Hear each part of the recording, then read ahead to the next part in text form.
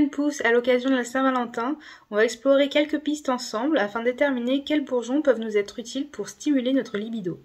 Le plus difficile, c'est de réussir à déterminer quelle est la cause de cette baisse de libido. Les raisons peuvent être vraiment variées et individuelles selon la personne. C'est pour cela que je vais vous présenter plusieurs bourgeons qui pourront être utiles selon les situations. On démarre avec le pommier qui est considéré comme le bourgeon de la libido.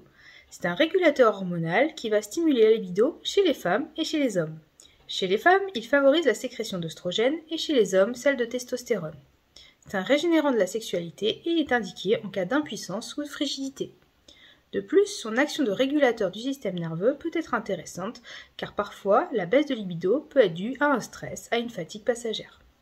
Je vous présente maintenant deux bourgeons qui sont particulièrement intéressants pour ces messieurs, bien qu'on puisse le recommander à ces dames. Il s'agit du chêne et du séquoia. Le chêne est un tonifiant physique et psychique. Il apporte vitalité. Il stimule la testostérone, ce qui va être intéressant dans les cas de sénescence masculine, d'asthénie sexuelle, de fatigue, de surmenage, de baisse de libido ou encore d'impuissance. C'est un tonique sexuel. Le séquoia ressemble beaucoup au chêne en cela. C'est un tonique physique et intellectuel également. Il va stimuler la libido en augmentant l'activité testiculaire. Dans la symbolique, le chêne et le séquoia sont des arbres qui représentent la vitalité, la force, ce sont des arbres qui sont puissamment érigés, et dans l'inconscient collectif, on va plutôt l'associer à ces messieurs. Pourtant, la vitalité qu'ils peuvent apporter peut être intéressant également pour ces dames, donc ne vous en privez pas. Parlons maintenant du romarin, qui est un tonifiant général. Il va soutenir la lutte contre la sénescence, tant féminine que masculine. Au niveau urogénital plus précisément, le romarin est tonique également et va soutenir les fonctions sexuelles. Dans la symbolique, le romarin est un bourgeon très solaire qui nous apporte la joie de vivre, l'envie de démarrer de nouveaux projets et qui nous donne un souffle nouveau.